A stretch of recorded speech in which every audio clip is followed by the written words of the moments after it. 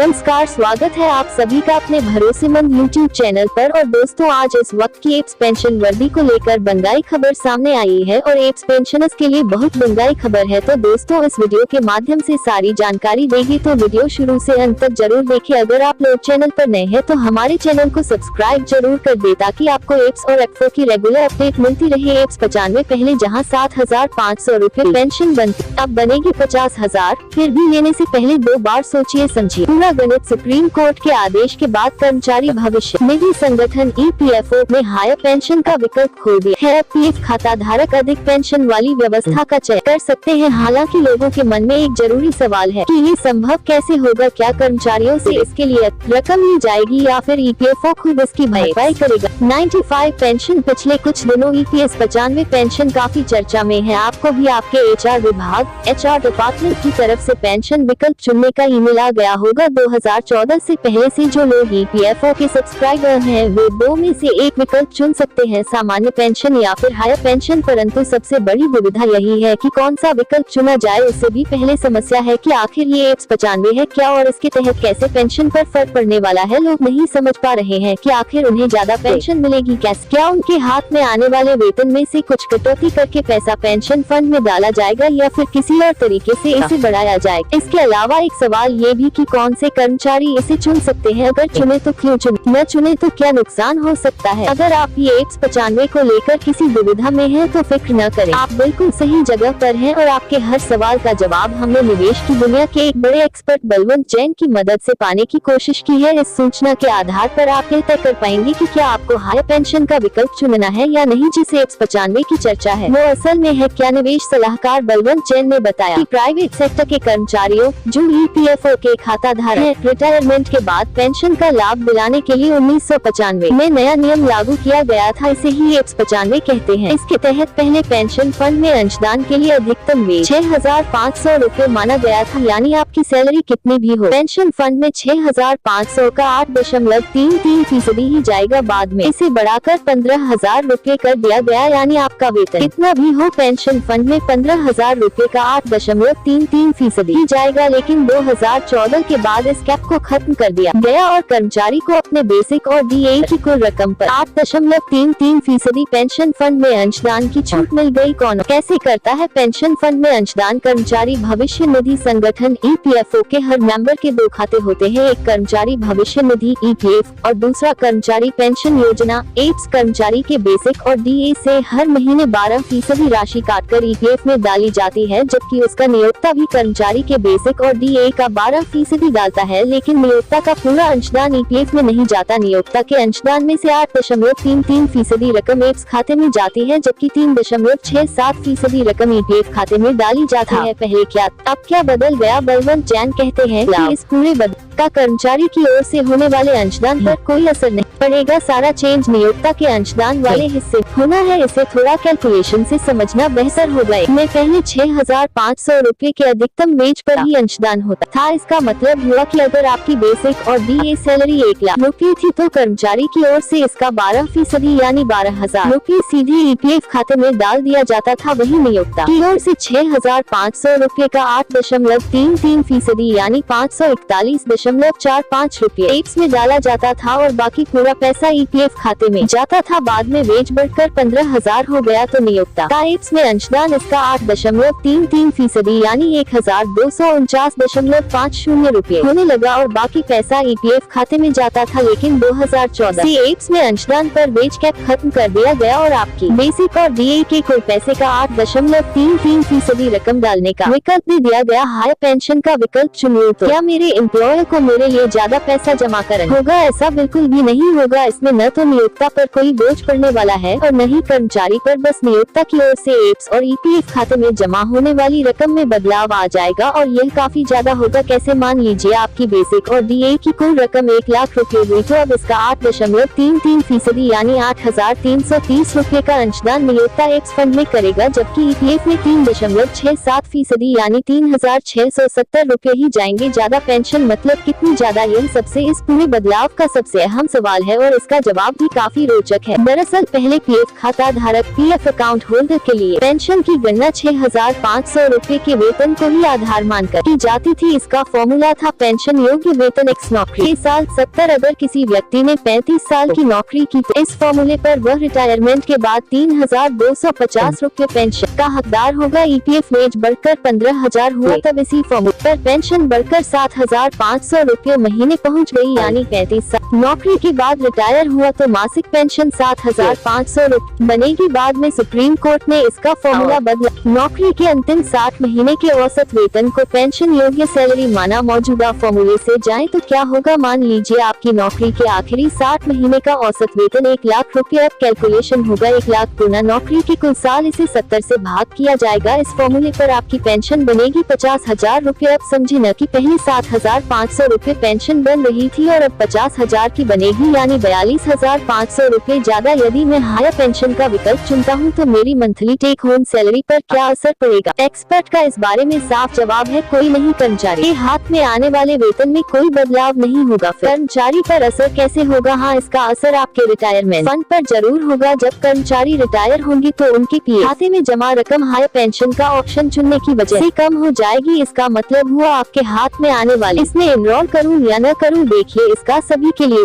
जवाब नहीं दिया सकता। इस बदलाव का हर कर्मचारी पर असर होगा और उन्हें अपने नफा नुकसान को देखते हुए सही विकल्प चुनना चाहिए। इतना जरूर कह सकते हैं कि अगर आपकी नौकरी के कम साल बचे हैं और वेतन में ज्यादा बढ़ोतरी की उम्मीद नहीं तो आपको फंड बनाने पर जोर देना चाहिए और पुरानी व्यवस्था के तहत अपने पीएफ खाते में ज्यादा रकम जमा करानी चाहिए। लेकिन अगर नौकरी की शुरुआत कम वेतन एकमुश्त रकम घट जाएगी लेकिन पेंशन वाली रकम बढ़ जाएगी थी और अब आपको अच्छी खासी सैलरी मिल रही है और नौकरी के कुछ साल बाकी भी है तो 95 फायदे का सौदा है और आपको जरूर चुनना चाहिए। एक और बात, अगर आप हायर पेंशन का विकल्प चुनते हैं तो आपके पीएफ खाते में जमा रकम को नए नियम के अनुसार काटकर एप्स में डाल दिया जाएगा। सवाल, क्या मैं हायर पेंशन पाने के लिए एनरोल कर सकता हूँ? यहाँ एक बात जानना बेहद जरूरी है कि यह योजना सभी कर्मचारियों के लिए नहीं है। सिर्फ वही कर्मचारी इसका चुनाव कर सकते हैं जो 2014 से पहले ईपीएफओ के सदस्य रहे हों। पहले भी ईपीएफओ ने इसे चुनने के लिए 6 महीने तक अपनी विंडो खोली थी, लेकिन अब 3 मार्च 2023 तक इसका चुनाव करने का विकल्प दिया है। लिहाजा अगर आप भी ज्यादा पेंशन पाने के इच्छुक हो तो इसका चुनाव बेधड़क कर सकते हैं। अगर मैं एनरोल न करूं तो क्या नुकसान होगा? देखिए, नफा नुकसान तो हर कर्मचारी के लिए अलग अलग हो सकता है। यहाँ 2 तरह के कैलकुलेशन से आप इसे समझ सकते हैं। पहला कैलकुलेशन, बिना हायर पेंशन के -1 लाख की सैलरी पर ईपीएफ में नियोक्ता का अंशदान हर महीने 10,750 रूपए यानी साल में 1.29 लाख रूपए, -35 साल की नौकरी में नियोक्ता का पीएफ में कुल अंशदान 45.15 लाख रूपए। इस पर औसतन 8% का ब्याज मान लिया जाए तो कुल रकम होगी 1,94,92,177 1,94,92,177 रूपए, यानी रिटायरमेंट पर नियोक्ता की तरफ आपके हाथ में 1,94,92,177 रूपए की रकम आएगी और हर महीने 7,500 रूपए की पेंशन मिलेगी। दूसरा कैलकुलेशन,